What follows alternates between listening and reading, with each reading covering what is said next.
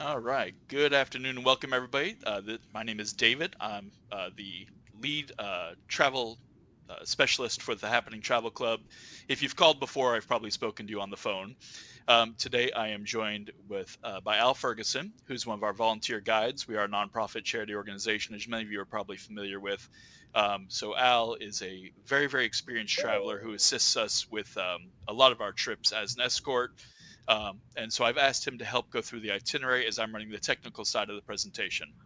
We're also joined by Matteo, who's going to be discussing some of the on-location features and destinations for this trip to Switzerland.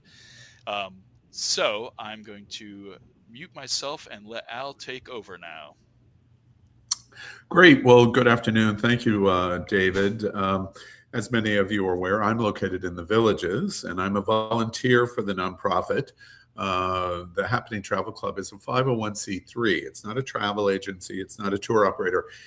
It is a nonprofit organization designed for educational experiences, and it contributes to many community causes where a large percentage of your participation in the travel club's nonprofit tour and cruise tour efforts contribute in community needs. So I'm very happy to be here today. Have quite a bit of experience, including this destination. I have traveled to 148 countries, and I've escorted to more than 100 countries to people that are just exactly like in this meeting.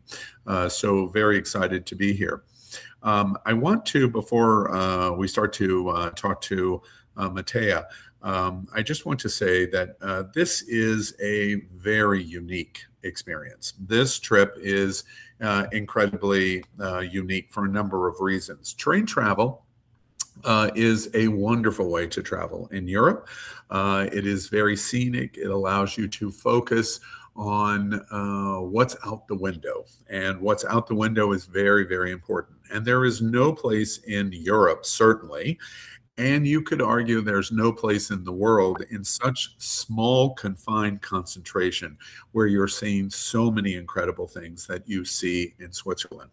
The train brings the bar with you. The train brings the food with you. The train brings the bathrooms with you. And so as an alternative to motor coach travel, a train, especially luxury trains, which Switzerland has the largest number of luxury trains in the world, it is a great choice for you. I have taken the Venice Simplon Orient Express twice. I have ridden trains all over Europe. I'm getting ready to escort a large group in Scandinavia, including the Polar Express train across the Arctic Circle in Norway. I have taken one of the most famous trains with group twice, the GAN in Australia, from southern Australia to the Red Centre and Ayers Rock. But I'll have to tell you, to all of my friends in those different areas of the world, Switzerland has the most scenic train experience on this planet. And so this trip is really a special one for a relatively small distance. Matea is going to explain to us Switzerland if you have not been, but the ability to do so many different kinds of trains and literally it being a spectacular experience is just really incredible. And so this itinerary is I think going to be a wonderful presentation for you to learn about Switzerland. Okay, David, next slide. And as I said, Matea La Regina is a tourism director for North America for Switzerland Tourism. He's in with us now, Swiss premier travel destination expert for Switzerland, heart of Europe, very alpine. When New Zealand says this is what the Southern Alps on the southern island is. When the Canadian Rockies says this is what the Canadian Rockies are. When Chile talks about the Andes in southern Chile, you will notice that all three of those destinations say we're very much like the Swiss Alps. That is a compliment to Switzerland, because all of those premium destinations in the world for mountain and mountain sightseeing are saying we're like Switzerland. Now, the great thing about today's presentation is we're talking about Switzerland, and it makes it great. So, Matea, first off, thank you very much for joining us today and helping those in the villages and all over.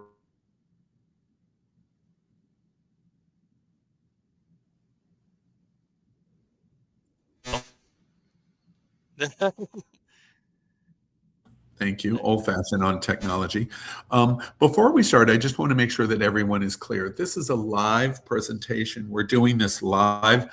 Right now, we're broadcasting in Google Meet and in YouTube. But this is principally designed, this meeting and explanation, for those that are going to watch us on demand. So when Matea and I are talking about the itinerary, or David's talking about the trip, remember, we're doing this live, and then you have the ability to watch it. Thousands will watch this presentation on demand on the page for Happening Travel Club and in YouTube, but later. So you're watching this presentation on demand, although we did the presentation live with many Travel Club members and guests participating in the meeting. So hopefully that's very helpful for you. So Matea, before we get into the mechanics of Switzerland and this destination, combining all of these amazing trains, as I said, thank you very much for participating with us. And I know many Americans have not been to Switzerland. They've been to Europe, but it's not Paris, it's not London, it's not Rome. Those are the first three places that people visit, Americans visit, especially active lifestyle seniors. Then Madrid is fourth. And then you can argue other places. But in terms of destination country, Switzerland is a destination in and of itself, very small. So let's start there, Matea, and tell us about why active lifestyle seniors should come to Switzerland. If they haven't been, or they've been before, but they want to do more than just 2 nights in Lucerne, which many tour itineraries in Europe do. It does 2 nights in Lucerne, and that's it. Comes into Switzerland and then out of Switzerland. Tell us a little bit about why Switzerland is such a special destination. Thank you very much, Al, for this introduction, and also David for inviting me today. It's really an honor to speak here with you and present my country, our country, as a destination to all those wonderful people in the US, which is part of my job. But it's also part of my passion. I think, like you said so beautifully, Switzerland is one of the most amazing countries to travel to.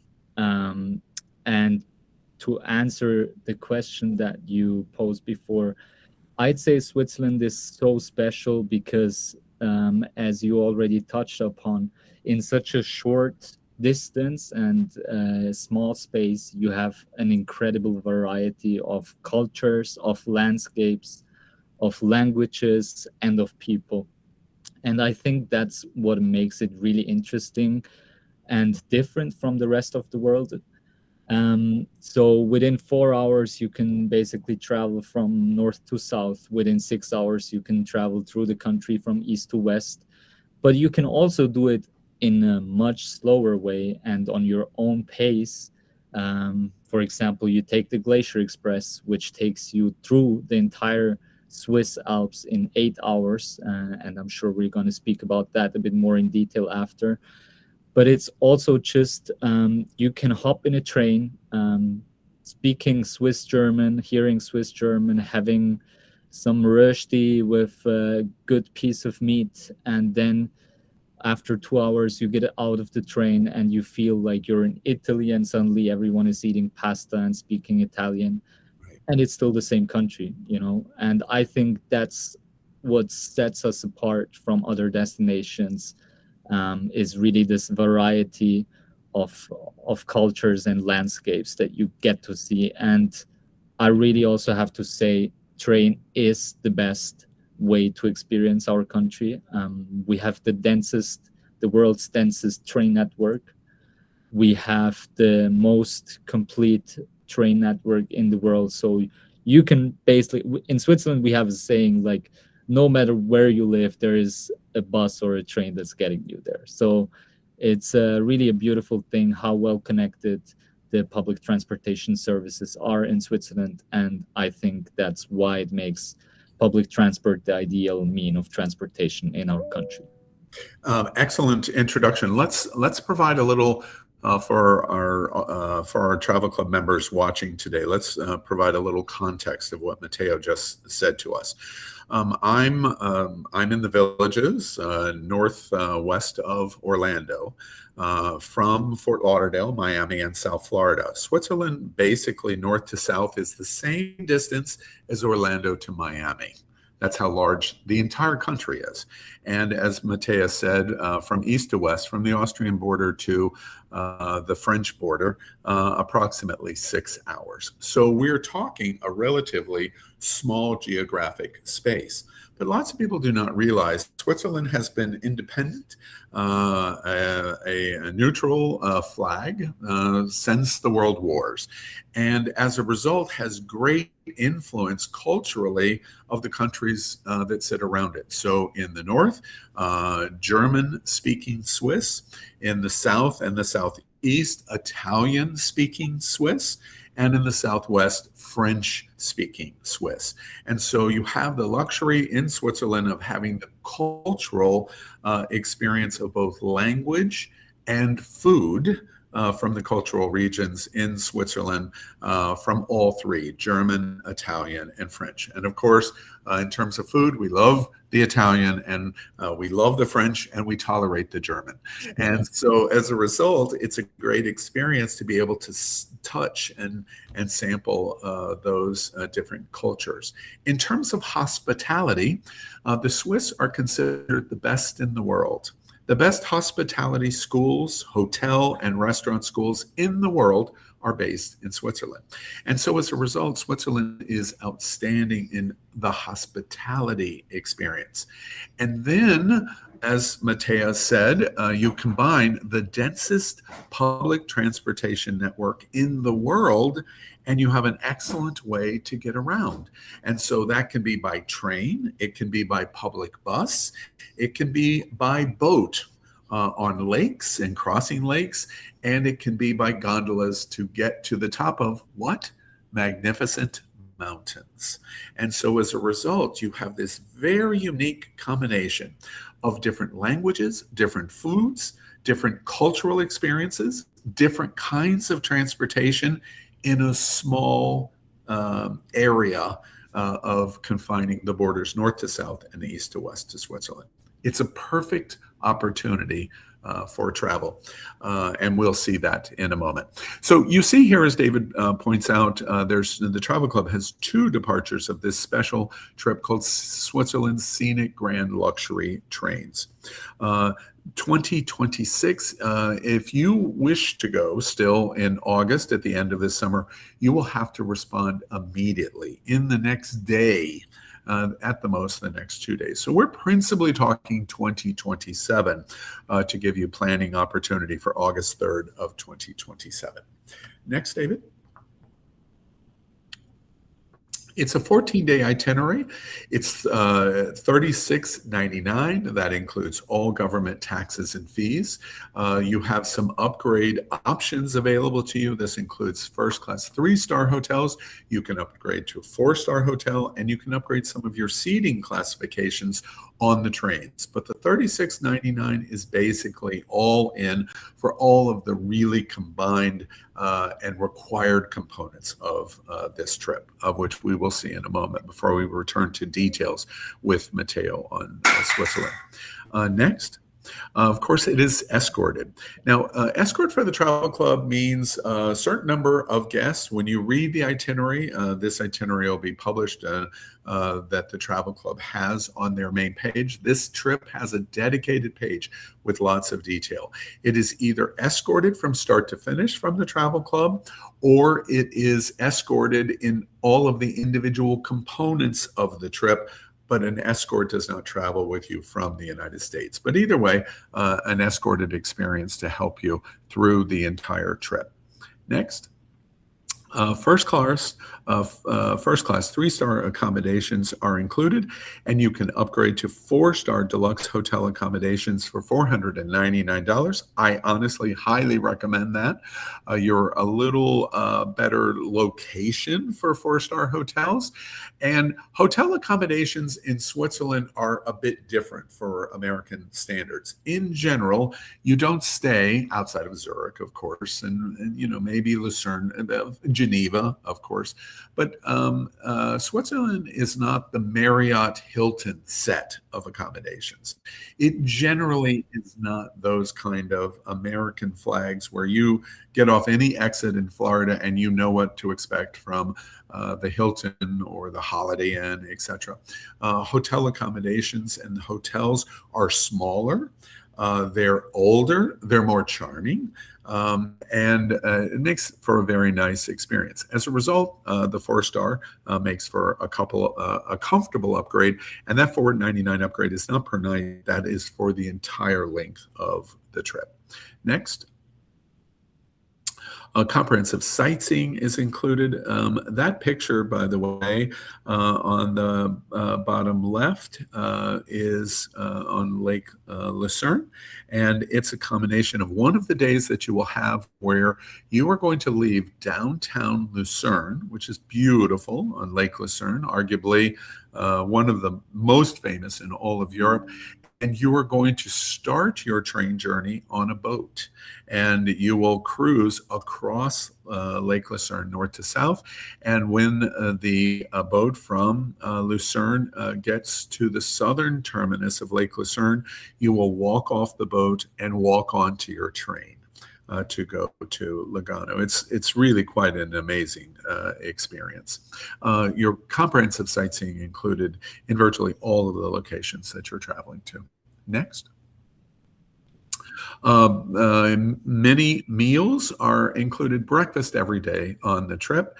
The trip does not include dinners, and there's a major reason why. Because this trip is not generated as a motor coach tour per se, although obviously private transportation is included in the trip.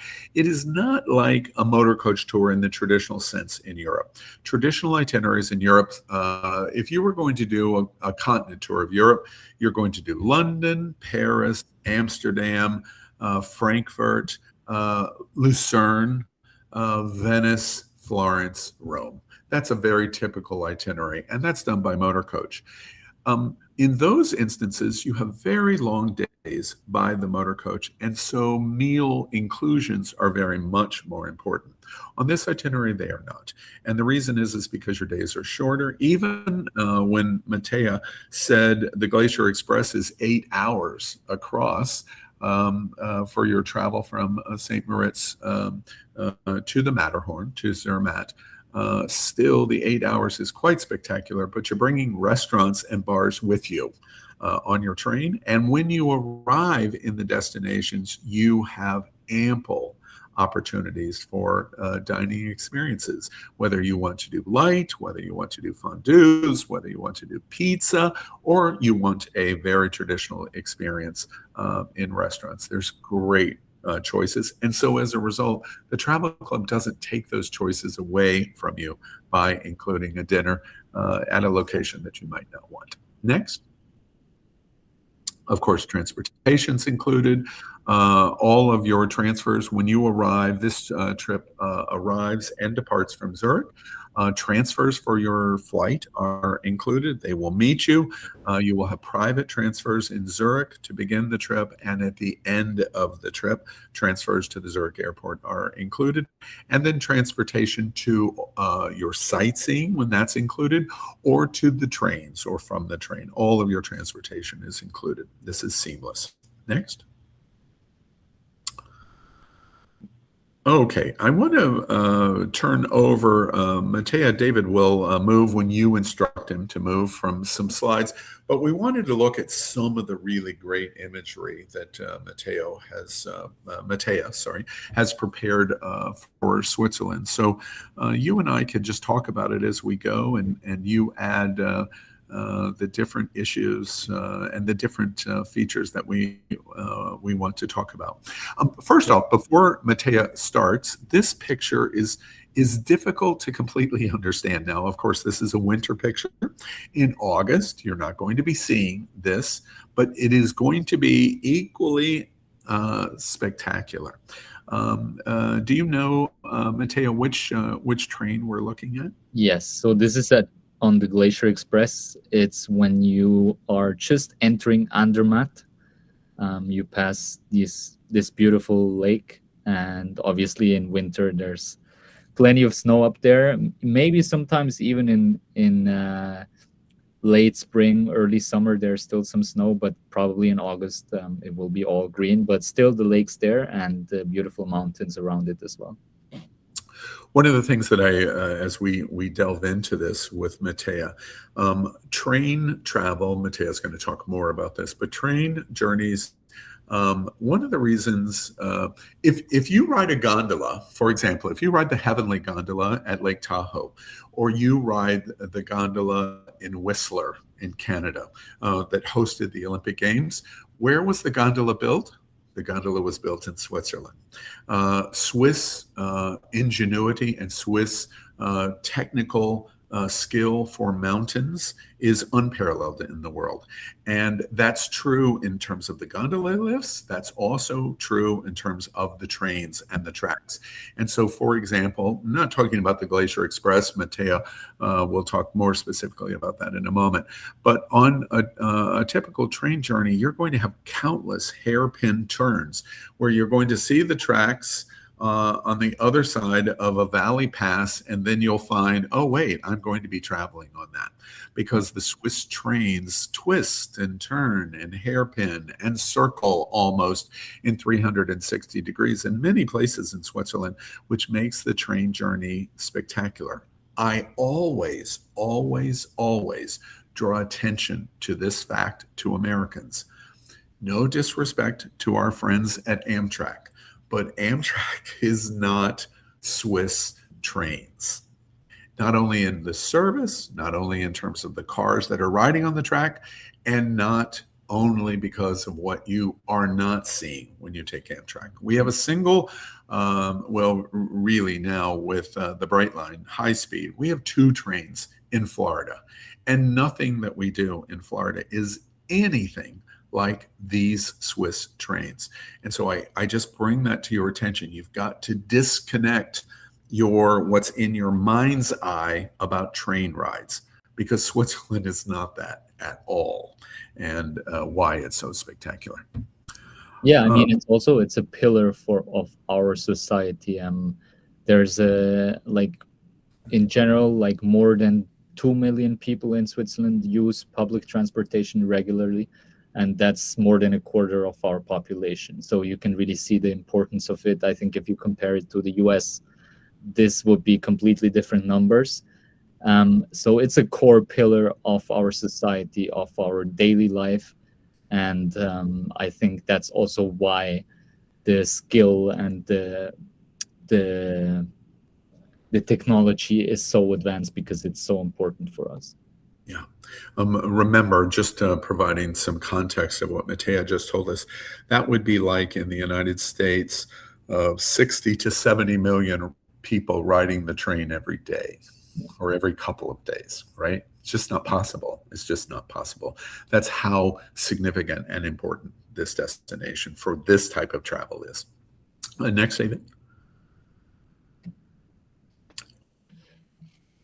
Yes, exactly. So we've already talked quite a lot about it, but the reasons to travel Switzerland by public transport, and if you go to the next slide, I'm just coming up with some reasons why public transport is the best way to travel our country, is that there are countless reasons why you would want to visit Switzerland, but only these main reasons why you should discover Switzerland by train, bus, and boat. And now we will see why exactly. First of all, it's the view.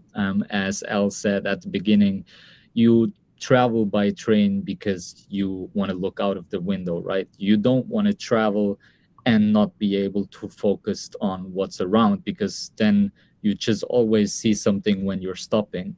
But if you travel by train, you can enjoy the entire trip, all the beautiful surroundings that you have.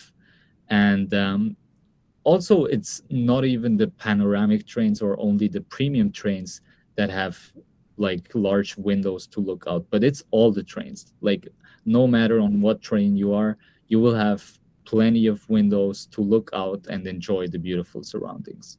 Yeah, I just want to point out in this this picture, of course, the mountain you're looking at is the Matterhorn, and you will be staying on this trip for 2 nights in Zermatt. A very, very wonderful stay. Many tours stay. Zermatt is a pedestrian-only town. I wouldn't say it's a city; it's a town. You could even almost classify it as the villages. A village, a small town, and the only way that you can get to Zermatt is to walk in or ride the train. And many tours stay outside of Zermatt, where you'd have to ride the train in. You will not do that on this itinerary. The Matterhorn is one of the great experiences in the world. Arguably the most visible, recognizable mountain in the world. It's not the tallest, it's not the biggest, but certainly recognizable. And you see this from on a clear day right from the village. And the only way to do it is to get there by train. And the train that you'll be riding here is from on the Glacier Express from St. Moritz. The other thing that I want to draw attention to in Matea's language, you notice he said public transport. In British Columbia, if you've taken the Rocky Mountaineer, it's a very good train. It's not one of the best trains in the world. The service is really outstanding. It's the last 6 to 8 hours of the trip that is spectacular. You're leaving from Vancouver and doing an overnight in Kamloops on the train, and then you overnight in a hotel, and then the train leaves the next day going to Banff National Park. The last 6 to 8 hours of the trip is spectacular because it comes as close to your experience in Switzerland as you can get via train experience in Western Canada. That is a specialty private train. It is not public transport. So when Matea says, this is why you should take public transport in Switzerland, we are thinking about it like a special experience. This is very routine for the Swiss. And so as a result, it's public transport. And very interesting from the standpoint of their transportation system is so spectacular and so sophisticated. We equate it to some of the specialty trains like the Rocky Mountaineer in Western Canada. No disrespect to the Rocky Mountaineer. I love it, but it's a completely different experience. Next, the view, of course. Exactly. And then, of course, also the reliability of our train system, which is a standout point. I think the trains, the statistics there is like 93% of all trains are on time in Switzerland. And it just ensures that you get where you want when you want, and you're not stuck in traffic. You don't have to cope with lack of gas or any other inconvenience that could get along when you're traveling by a car. You don't have to stop to go to the bathroom or have a drink at the bar. No, you can do it all in the trains, and you will be at your destination on time. And I think that's another great point. And something I want to point on this: many of our club members who travel on European trips, especially some of the ones in Italy where we've used trains extensively, are nervous. They say, "What happens if I miss my train?" Again, so many people rely on these trains through Europe that they come very, very regularly. If you miss a train, it's very easy to just get the next one. It's not like flying or even getting stuck in a traffic jam like we have here in the US. Yeah. Okay, next slide, David. Exactly. And then the reach, I think we already said it. You can really reach everything with public transport or with the scenic trains that we have. So if you are about to do a mountain excursion and want to hike up, let's say in Zermatt, to get the best view of the Matterhorn, there's a train getting you there, and there's like wherever you want to go, you will get there by bus, boat, or train, and that's one of the biggest plus points that this mean of travel gives you. Yeah. Just for our metric challenged individuals, which top of the list is Al. This message here on the amount of coverage in their public transportation system is approximately 22,000 miles of interconnectivity, boat, train, gondola, etc. Now imagine between Orlando and Miami, 22,000 miles of connection, because that's what we're talking about here. It's just stunningly amazing. Next. And then there is, of course, also the environmental part that we want to talk about.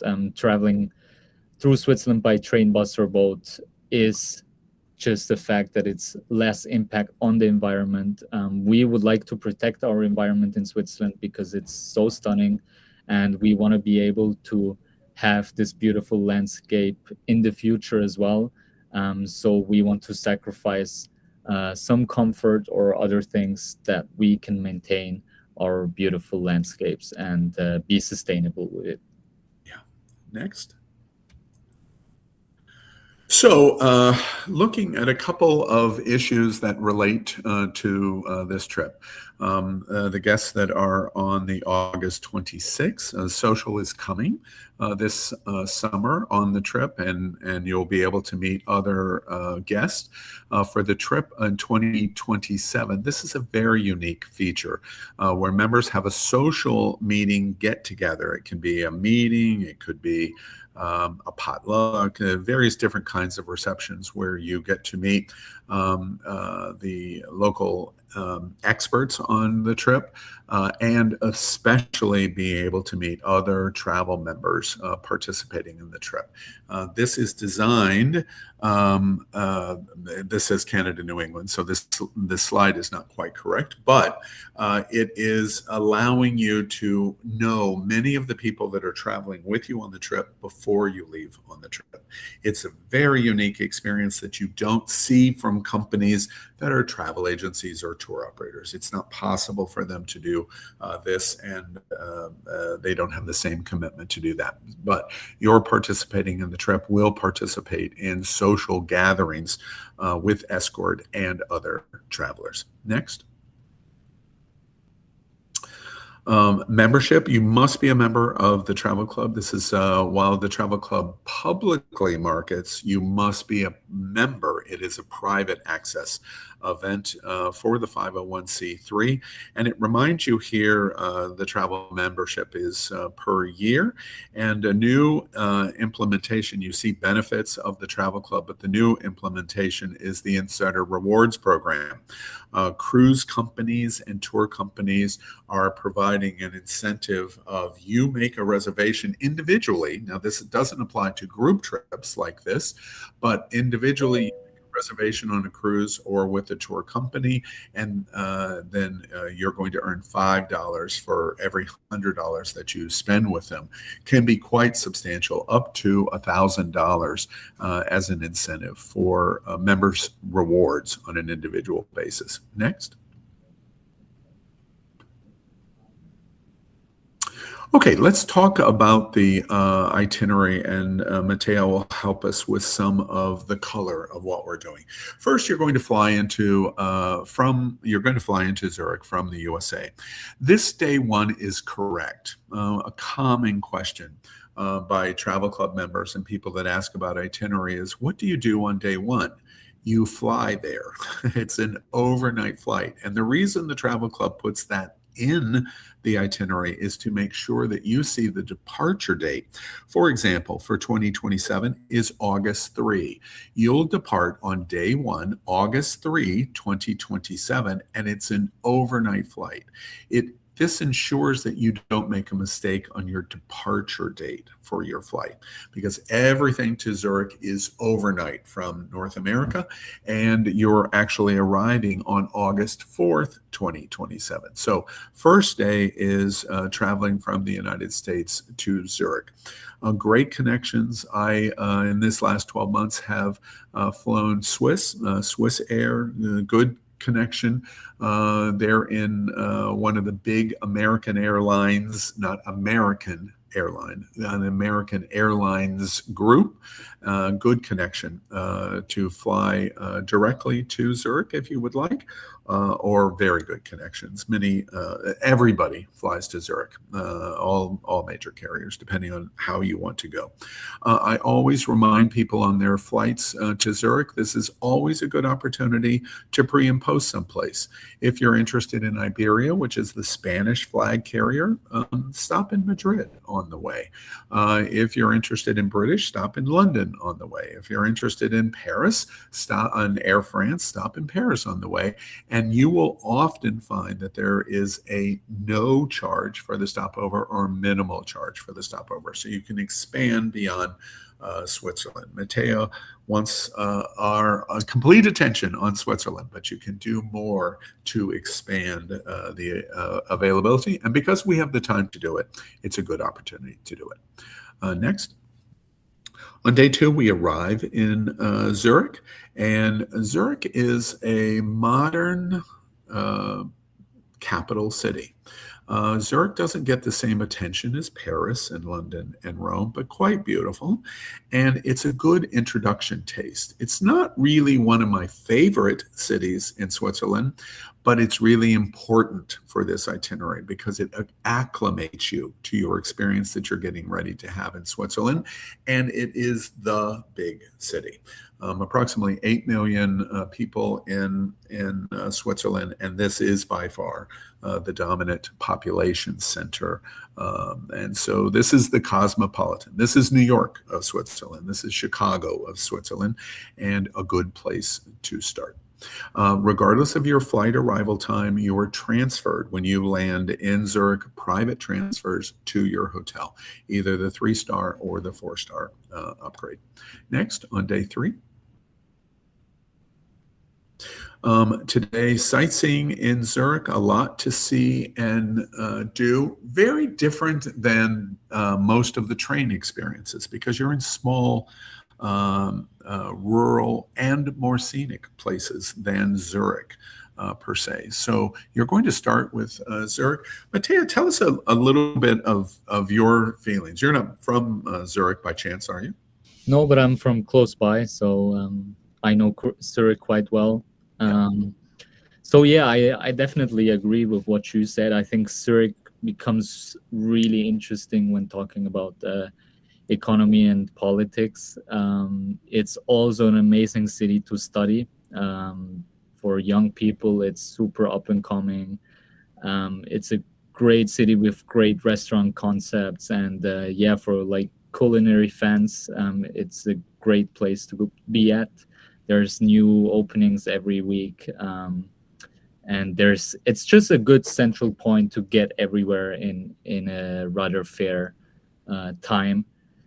So yeah, it's a lot to see, a lot to do, but definitely there are more scenic places than Zurich. But if you are really culturally interested, gastronomy interested, it's a great place to be at. And of course, as Matteo alludes to, it's the requirement if you're not going to do a multi-country itinerary in Europe, which most of the itineraries that include Switzerland do not do that. They're coming in other places, and they're coming in sampling Switzerland. And many itineraries, and no problem in doing this, absolutely no problem, but they're doing that because they're less expensive. And it's easier to come into Lucerne for 2 nights and get a taste of Switzerland and see the mountains and the lake than really immerse yourself in it. So if you're going to immerse yourself, you've got to really come into Zurich, because coming into Geneva is not really so convenient for North Americans. And then if you come into Munich, which is a major gateway, Paris is a major gateway, you're quite a distance from what you want to see. So Zurich is really fundamentally important to make sure that we're included. So that's our day 3. On day 4, we begin to move into the Alps. Now, first, you're going to take train from Zurich to Lucerne. And Lucerne is probably for Americans the most famous destination in Switzerland. We've heard the most about it. Even if we haven't seen it, everyone has heard of Lucerne, Switzerland. Many of the mountains that surround the lake have gondolas. There's cog trains and many other things. And for Americans, many itineraries that touch or taste Switzerland, they always go to Lucerne. That's how famous it is. And so it adds attraction to the tour. We will take the train from Zurich to Lucerne. In this example, the train ride, memory serves, I just did this last fall. The train ride is about 90 minutes, 2 hours at the most. And so it's an example of you're not traveling extensive distance. And so you're going on to Lucerne in the express. And so Matea, kind of describe for us what the day of traveling from Zurich to Lake Lucerne is like. Yeah, so maybe if I can correct you on this, it's even less. It's only 40 to 50 minutes from Zurich to Lucerne. Thank you. I appreciate that. You'll be there super quickly. And the most beautiful thing is that once you, let's say the first part you ride through the urban areas of Zurich, you even pass parts of Lake Zurich, which is also kind of where the most, like the richest people of Switzerland live. They call it the Golden Coast. So you pass the Golden Coast and then you go through the countryside. And once you come out of a tunnel and you arrive at Lake Lucerne, the view becomes just fantastic. It's simply amazing to really, like you can see on the picture, on the top left picture, you ride along the shores of Lake Lucerne and kind of have this scenic ride into the city of Lucerne. And then, I mean, you will be there quite early and still have half of the day to explore and see the city. Let's point out there are panorama trains, public transport, panorama trains. This is not one of them. This train is necessity train travel, yeah, which is really, for Americans, based on our experience on train, will be spectacular. So this is the most mundane. I use that word very gingerly to make sure everyone's hearing my understanding. This is the most mundane of the experiences by train, and still spectacular by American standards. And in general, I just want to say for train travel in Switzerland, you're going to have very good upholstered seats. They're going to be larger than what you would experience on a motor coach. You are going to have Wi-Fi. You're going to have power at seats or adjacent. And for me, one of the biggest pluses of traveling by train all over Europe, certainly, but especially in Switzerland, is I can get up and move around. You don't feel the confinement of a motor coach. Motor coach is absolutely required for us in terms of most of our tour and sightseeing experiences. Not here. You can get up. Train cars could be, if you're in first class, there could be 3, 4, 5 first class cars. The same for second class. And you can walk. And if you wanted to walk and stretch, you can do that anytime you want. There's no requirement in terms of seating and bathrooms in every car. They're going to be clean and comfortable. And so it's a completely different experience in the travel, whether it's 45 minutes on this experience or 8 hours on the Glacier Express. It's all similar in their availability. And of course, you can have a very good glass of wine nice red, and snacks and food, 2 full food choices on this day. We come to Lucerne and we check in Lucerne, and as Matteo tells you, Lucerne is just spectacularly beautiful in its experience. Then, this is the first time that we've had the option note. You can upgrade to first class seating on the trains for $149, and that includes all 6 of the trains. So you can upgrade your seats if you would like to do that. Next. Then on day 5, we're going to travel Lucerne to Lugano on the Italian-Swiss border. This is a very famous train called the Gotthard Panorama. And this is called considered rail and sail because you're going to leave, as I said, from Lucerne, and you're going to sail across southbound Lake Lucerne. Matteo, tell us a little bit about what whether it's the regular boat or the historic steamer. It could be either one of those. Tell us what that experience is like on the cruise on Lake Lucerne.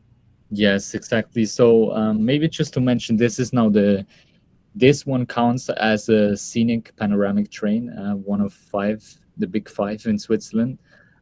So the special thing, like you said, about this one is that you have partly the experience on the lake. You will probably catch one public boat, but for you it seems like it's a private boat because not a lot of people will travel there via boat. So it's a super nice experience. And the special thing about Lake Lucerne is that it is really like the centerpiece of Switzerland. It's nestled super nicely within the Swiss Alps. So on both sides of the lake, you can just see how steep up it goes into the mountains, and you feel a bit like in a protection zone because you're surrounded by all the huge mountains around you. And there is the steamboat, the classic steamboat experience. But to be honest, I think that would be then a part and not part of this. Yeah. Okay. And then when you get to the southern end of the lake, the train is sitting there right at the shore of the lake. Yeah, exactly. Then you walk 2 or 3 minutes and you just hop into the train and you start the journey into the Swiss Alps and across the Gotthard Pass, which is also, there's a tunnel, the Gotthard Tunnel. I don't know if you've heard about this, but Sure. It's the longest rail tunnel existing in the world. It was also finished a few years ago only. And so, yeah, it's another super important connection from north to south in general. For Europe, because so many people travel across Switzerland to get from Germany to Italy or from Italy to Austria or whatever, and this is the most used route. But you, with this Gotthard Panorama rail experience, you will have the much more scenic route and see the beautiful nature surrounding it. Yeah, the Gotthard train, a lot of people think these are, and this is driven because of Holland America and Princess in Alaska, that they are dome trains. That is not necessarily true. There may be situations where you do have dome, but these are extended. You can see in one of those pictures there the rolled glass at the top, and that exists for you to be able to look up. But it does not mean necessarily a dome in the train experience. Again, remember, these are public transportation trains, but this is a panorama train experience. And when you're on the Gotthard, you're going to Lugano. And one of the big issues of this cruise across the lake and then take the train is that you're traveling to the Italian-influenced portion of Switzerland. So you're moving to Milan, or you're moving to Florence in terms of feel, or Venetia, and so it's a very Italian feel. And your stay in Lugano on day 6. And on day 6, that's right. No, we've talked about that. And on day 6, you have in Lugano, you're on a lake. You'll start to get this in Switzerland. Many of the beautiful resort cities or villages are on lakes, so they're in the Alps and on a lake. And that's the case for Lugano, and very nice because you have 2 nights in Lugano. I'm a big supporter of this, as opposed to trying to minimize the one-night stays to give you some time at leisure. And you can take a lake cruise in Lugano. Of course, you can eat the amazing food, and there's many, many things to see and do. Then on day 7, we do another, and actually, it's my favorite train. Yes. Please forgive my friends at the Glacier Express, but Bernina is my favorite. Bernina does a unique combination of a specialty bus that they do, and you are going to take their bus. And again, very Italian influence. As you start, you're going to do a very scenic bus trip to the Bernina Express. It's operated by the train company. And then you board the Bernina Express, and you're going to St. Moritz. And this train journey is quite spectacular. Again, these pictures help show you this is not a dome train.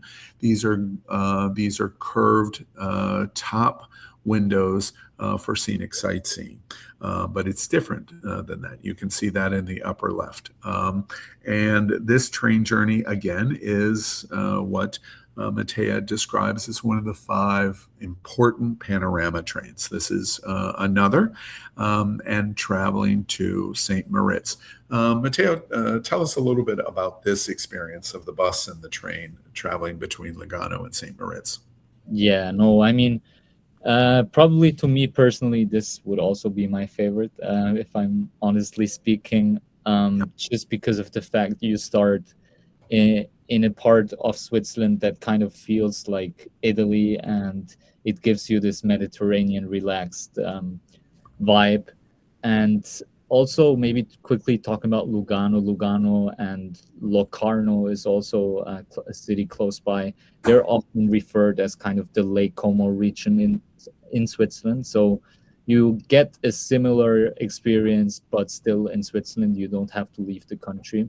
So you depart from this beautiful area and you get into a mountainous region via the bus, like you said, that is operated by the Bernina Express.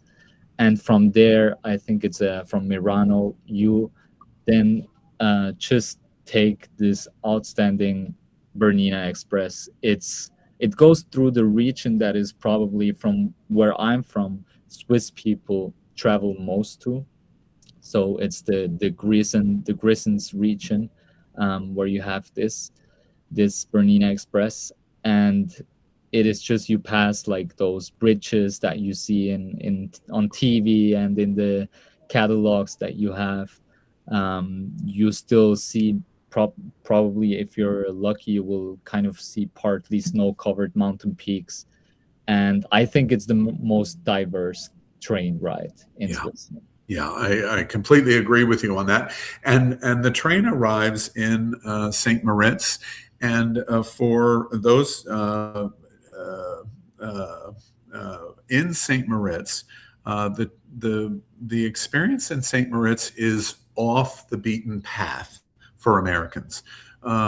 Very few tours go to St. Moritz, and the reason is St. Moritz is extremely expensive. St. Moritz, for Americans, in our understanding, is Aspen, Colorado on steroids.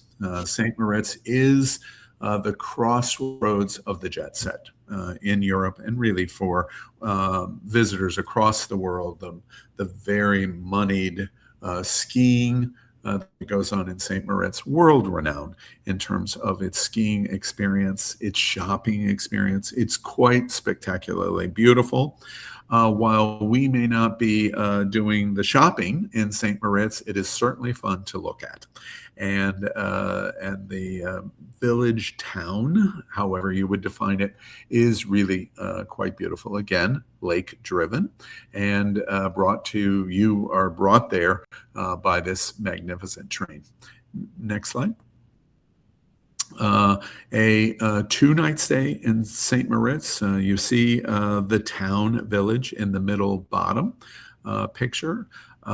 This is a favorite of mine in Switzerland in terms of dining. I love the food choices in St. Moritz. Matea tells us about the international standards in Zurich. Zurich is a huge city, especially in comparison to St. Moritz. But St. Moritz is a very unique place in terms of its dining choices, especially when you consider its size. And it's able to do that because of the international jet set that comes to St. Moritz and the requirements that dining must be a special experience. And especially for special experiences, if you want to celebrate that, you can do that. Matea, anything you would say about St. Moritz? Yes, I completely agree with you. It has St. Moritz, as you said, is kind of the Aspen of Switzerland.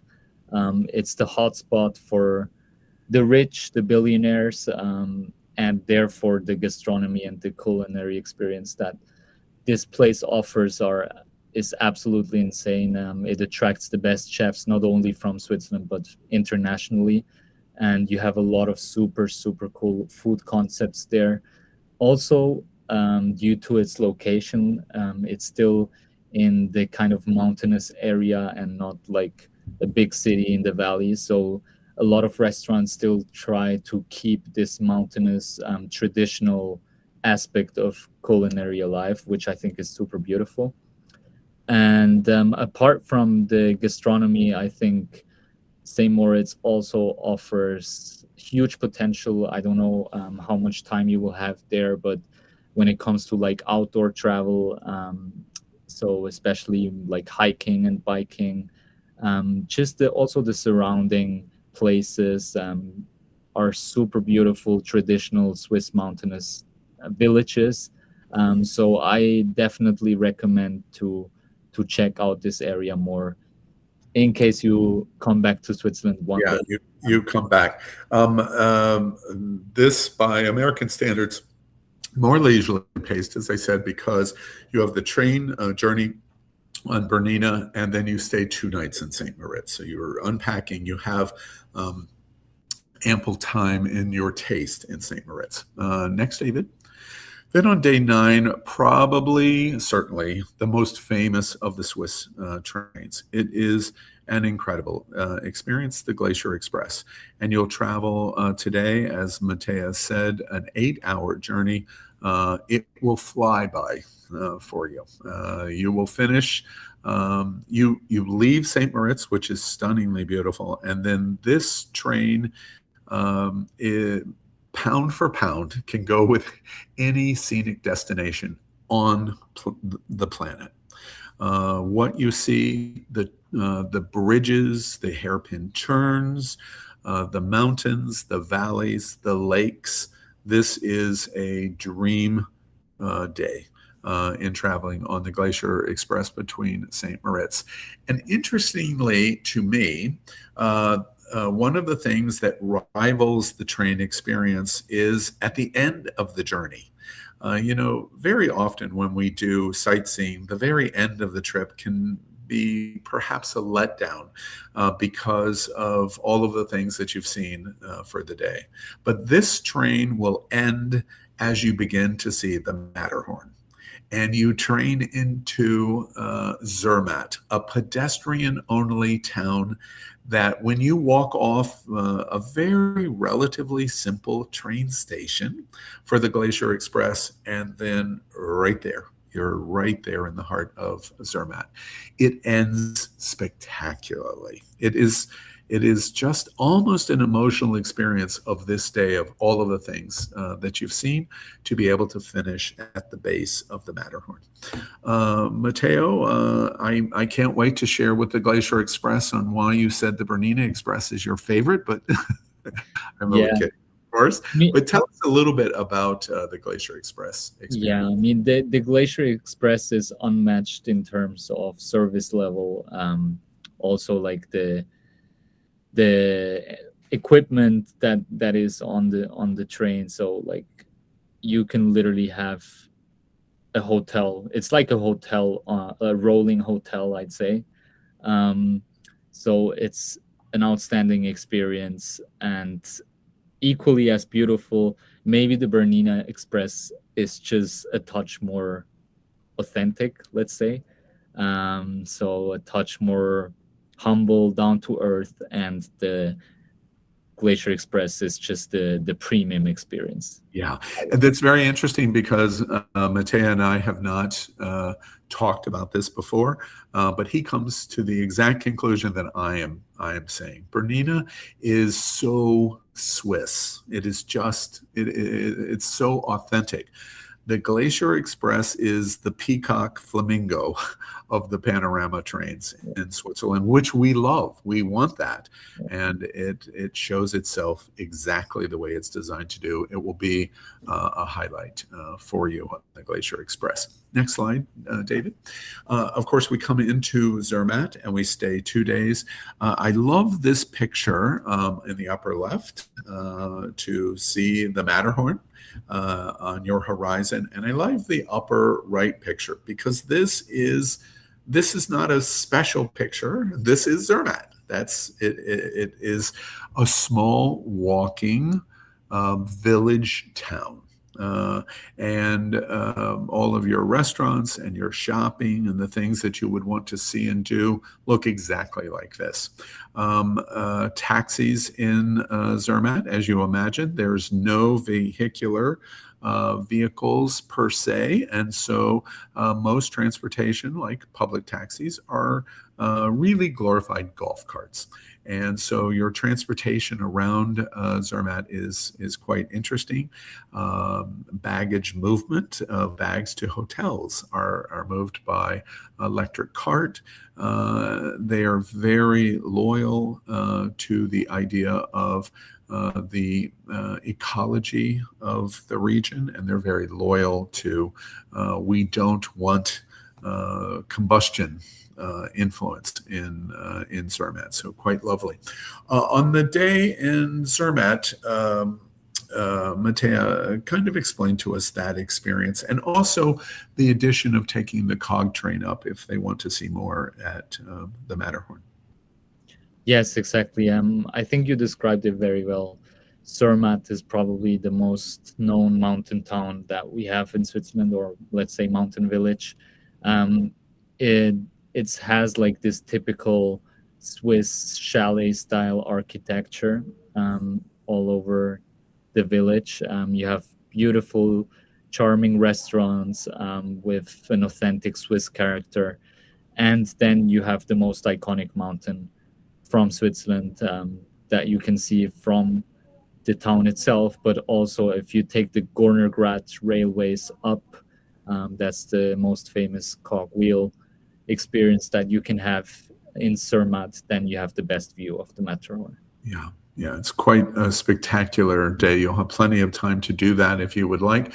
And the program that the Happening Travel Club offers with these panorama trains qualifies you for discounts for programs like this cog train in Zermatt, and they'll have all kinds of details of that closer to departure if you would like to do that. Quite a spectacular experience. 2 nights in Zermatt. Then on day 11, traveling another train scenically to Lake Geneva and to Montreux. Montreux is most famous in Montreux on the eastern end of Lake Geneva, Geneva, Switzerland.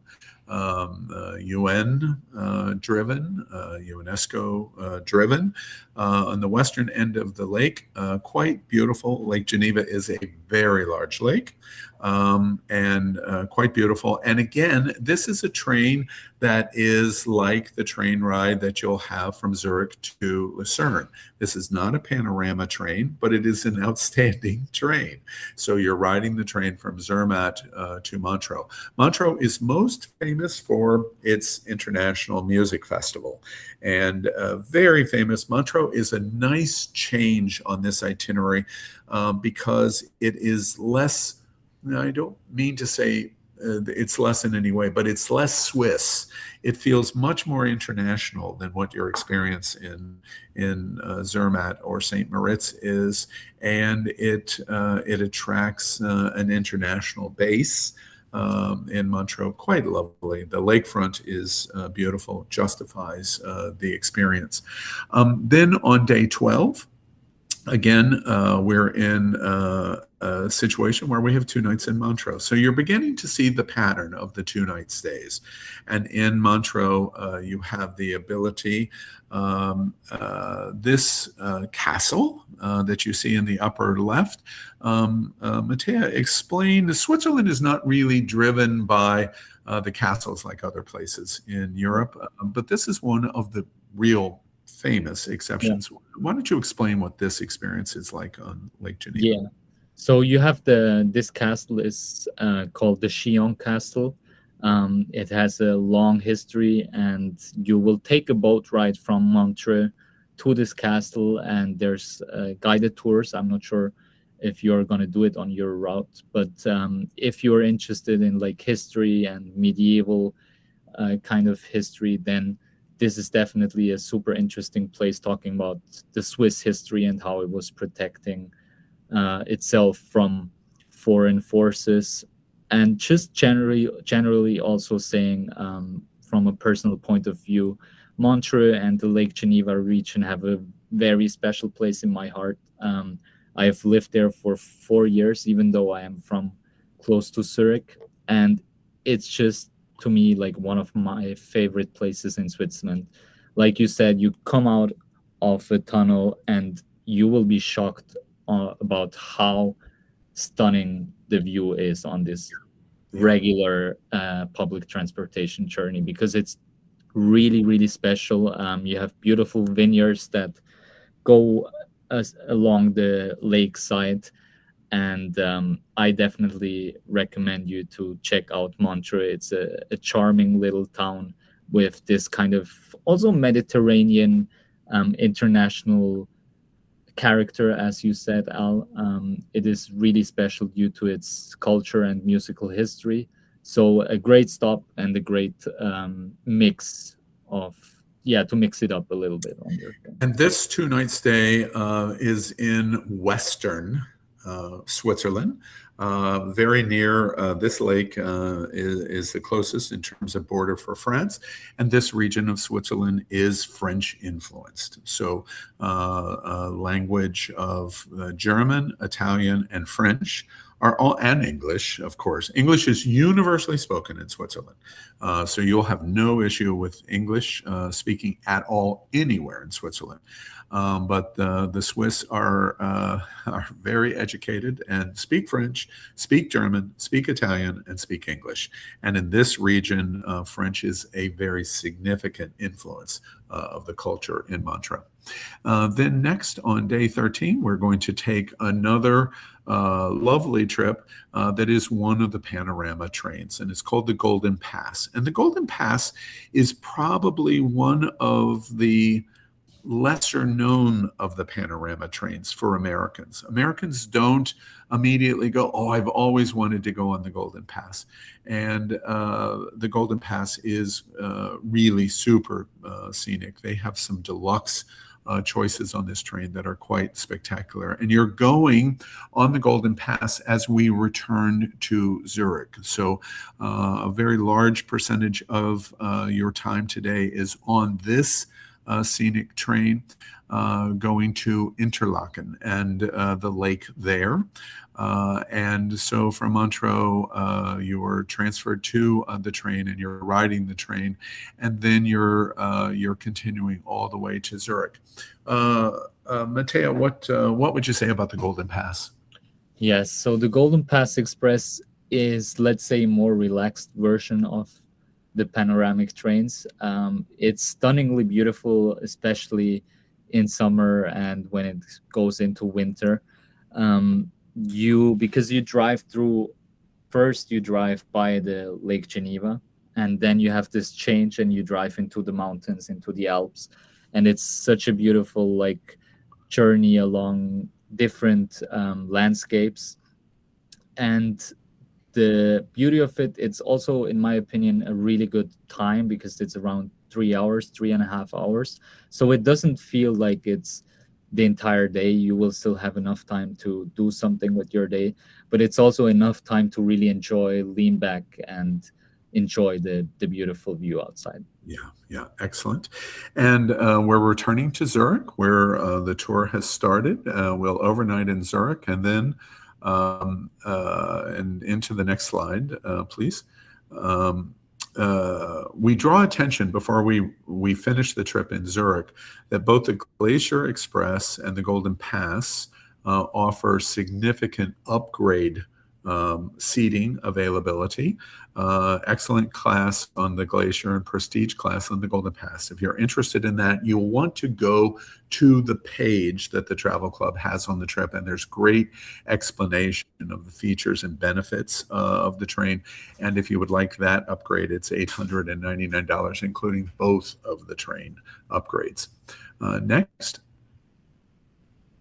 And then we have the one final night in Zurich, and on day 14, we will fly home from Zurich to the USA. We arrive the same day. So day 14 is the actual flight day from Zurich Airport. You're transferred regardless of the flight time that you do. The travel club explains over and over again, and I agree with the recommendation. You do not want the travel club to handle your airfare. And in fact, I do not think you want anyone to handle your airfare, because if you do, they are in charge and considered the client for the airline. You are the client. And that's really important to you, because if there are any issues on your flight, there's misconnections, there's some issue, whatever it might be, you want to be able to touch the airline directly in terms of whatever special needs that you may have. And also, air is a situation, we know this to be true in the United States on our domestic flights, and it's true for the international flights. Air has become too complex in terms of what individual costs are. So depending on if you want seat assignments, depending on how much baggage you want, depending on how quickly you want to board the plane, and the classifications of service, you should do that yourself, because you're completely in control of it. Don't allow someone else to do that, in my opinion. And as a result, the travel club does not do your international air on this. However, it makes no difference in terms of your flight. You will advise the travel club your arrival flight into Zurich and your departure flight from Zurich, and they provide private transfers from the airport to your hotel and from the hotel to the airport in the correct and appropriate times to ensure that you're meeting those flights. And so that's what happens here on day 14. Next. Now, you can make reservations if you decide that you still might want to do this for August of 26. It's a full payment at the time of booking, and then you see the deposit process. Reservations are only done online, not by phone, and that's the link. Or you could take a picture right now in your phone of that QR code. It'll take you right to the page of this trip. And at the minimum, I suggest, even if you don't write down this exact address, just go to what you see there, www.happening.travel, and click on the choices Europe. And this trip will come right up. When you click on that, you will see every detail of this trip, all of the features and inclusions, the day-by-day itinerary, everything else that you would want to do. And I highly recommend you do that to have good knowledge of everything that you would like to do. Next. So that's the summary of going to Switzerland on this very grand experience. And Matteo, any final thoughts before we turn it back over to David that you might have on the invitation to your home country? Yeah, no, I'm super, super excited that I could be here today. It was really a pleasure for me to speak in front of your audience.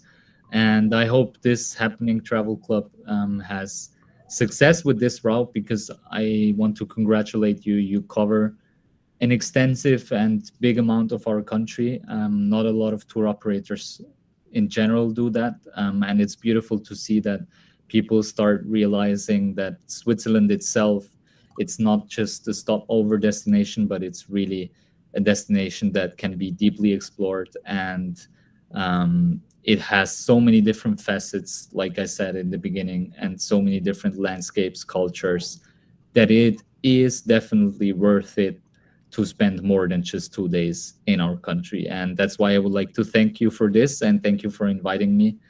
And yeah, I hope you have much success and fun with this itinerary. Yeah, it's going to be fun. I'm going to turn the program back over to David. I know that there's been a number of questions that has been coming in and written in both YouTube and here. And if anybody wants to ask any questions that Matea can help with, or perhaps I can help you with. But David, thank you very much. And I'm going to turn the program back over to you. Yes, absolutely. First, Sherry asked the benefits of upgrading to first class on the trains. Pardon me. Well, why don't you start with that, Matea, the contrast between second class and first class? Yes, so first class is generally just more quiet. It's a more luxurious way of traveling, even though I'd say the standard of second class is already pretty high compared to other countries. First class is just another upgrade, so it's kind of like business, like you would imagine business class in trains in the US. Um, the seats are much more comfortable. It's a different environment, so you mainly have business people in there. And in second class, which is like the regular class, you might have some kids that are there, or people having a phone call, which is usually less in first class. So just more comfort, more luxury, more exclusive. And Beth and Chris asked excursions in the cities that are included. The trip does include sightseeing in Zurich. In the smaller towns, we will give you suggestions, but there are so many different things that you may want to experience that trying to shoehorn people into one specific experience for this specific destination itinerary, we felt was not a Yeah. good plan. Yeah. There's some people may want to take a gondola up to the top of the Matterhorn, and some people may just want to stroll lakeside or take a sailboat on the lake, and there's just so many different things for everyone that we didn't want to A, charge you for something that you may not like, and B, get you stuck with something that may not be what you're looking for. I also want to add from my perspective, the travel club, in my opinion, made a very good choice there, because it's different than being in Paris or in Munich or even in Zurich. Al, you muted again. So it's different than Zurich or a major European city. When you're in St. Moritz or Lugano, or you're in Montreux, Matea said, for example, you might want to, it's not included, but you might want to take the boat from Montreux, from the main docks on the lake to the castle. Everybody will not want to do that. There's lots of choices. You may want to go to a winery. All of these locations that have these 2-night stays are much, much smaller and much more specialized in their sightseeing. So you want the choices of what you want to do, as opposed to a general interest sightseeing tour, which is what is included in Zurich. And so that's a different experience that I think the travel club has made the right decision. You would be unhappy if a general sightseeing tour was planned in St. Moritz, for example, or in Montreux. You want to be able to choose exactly what you want to do. And the big sightseeing inclusions, of course, are the train journeys. Okay. Um, Beth Chris also asks, yes, you do have to pay in full for 2026, but not 2027. You can pay the deposit, and then final payment is due 120 days before the departure date. So it wouldn't be due until next summer for the 2027. Another person's asked for someone assisting to handle luggage from the train or do it yourselves. You would do it yourself, but there are generally porters available who can assist you to some degree. Yeah, But yeah. what we I really, want, oh, go ahead. I want to put an asterisk on that. The trains, depending on which, especially in the panoramas, may have some luggage assistance that you can do. But in general, I think you should plan on no, there's none available. On this trip, having very good luggage that has the zero gravity 360-degree spinners where you can move your luggage. It's 50 pounds, and you can move that luggage on the wheels in zero gravity with two fingers. That's what you want to be doing. Luggage storage in most of the trains is in the front and the back of each car. And in most instances, you will have roll aboard capability of your luggage or a single step. And I think for your expectation of train travel, that's what you should assume is going to happen. Those explanations that I just explained. Mateo, would you disagree with that, or something you want to add to luggage on a train?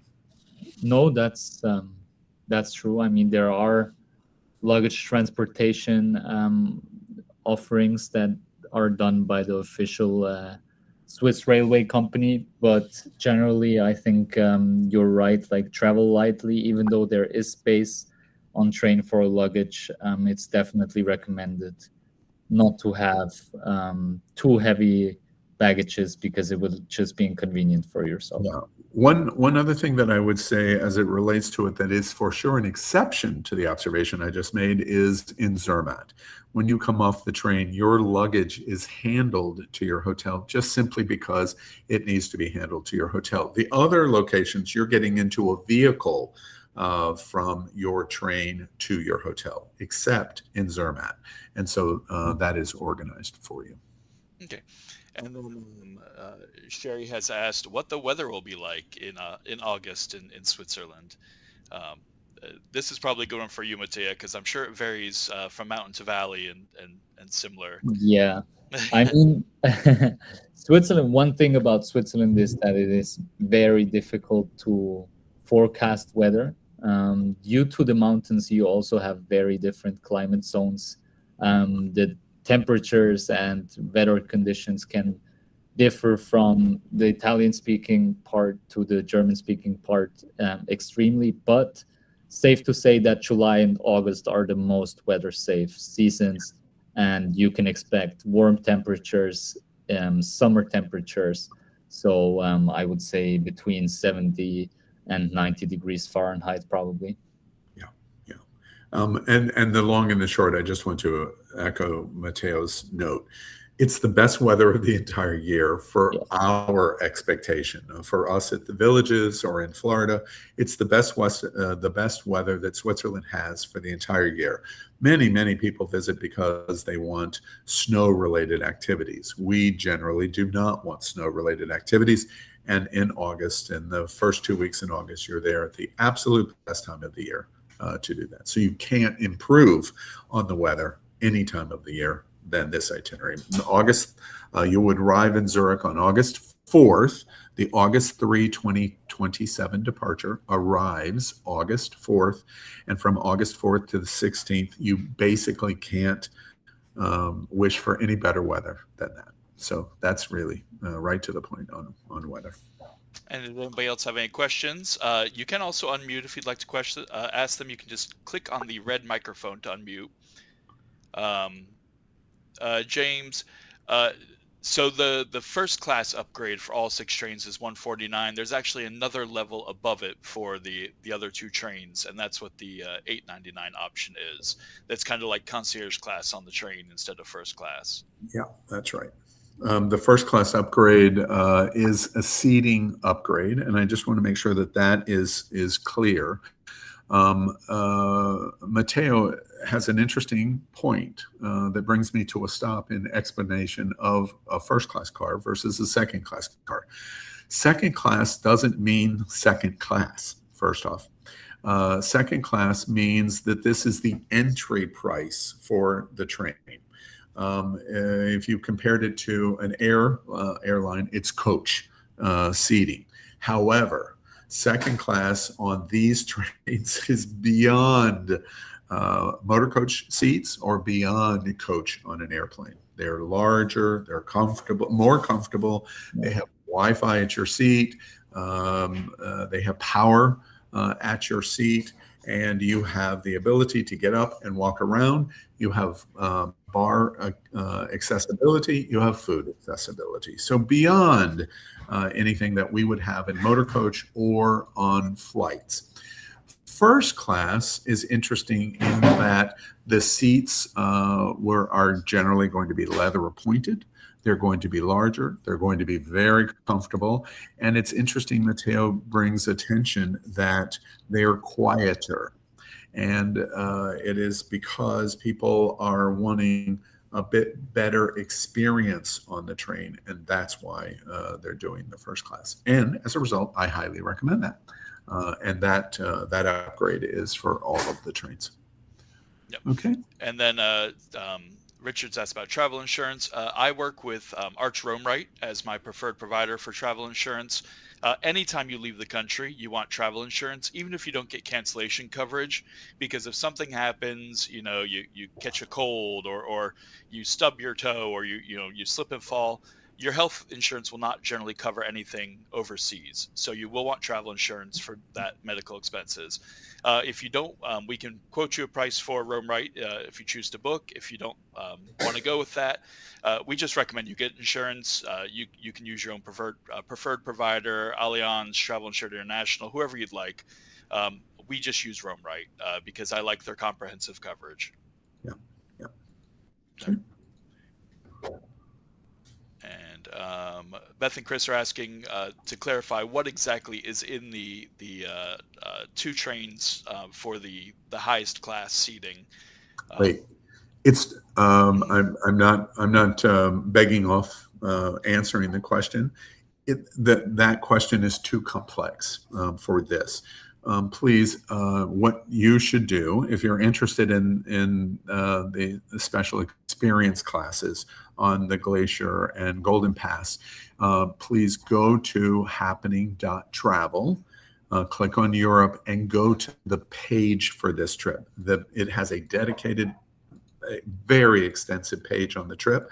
It outlines every detail, including the explanation of these classes of service. That's a good starting place because there's lots of detail there about that and the training experience and what they do and why they do it, etc. And then if you have more questions about it, just send an email. David or any of the individuals at the Happening Travel Club will be happy to assist. And I think that's it's just beyond too complicated verbally. Okay. Yeah, there we are. And were there any other questions? All right. Well, thank you so much, Mattia and Al, for joining me today and helping with our trip. And thank you, everybody who joined us and everybody who's watching after the presentation on YouTube. If you do have further questions, of course, you can reach out via our phones, which are open from 10 a.m. to 4 p.m. You can also text them, or you can email us at info@happening.travel. So thank you very much, everybody. Thank Thanks you. a lot for the invitation. Bye.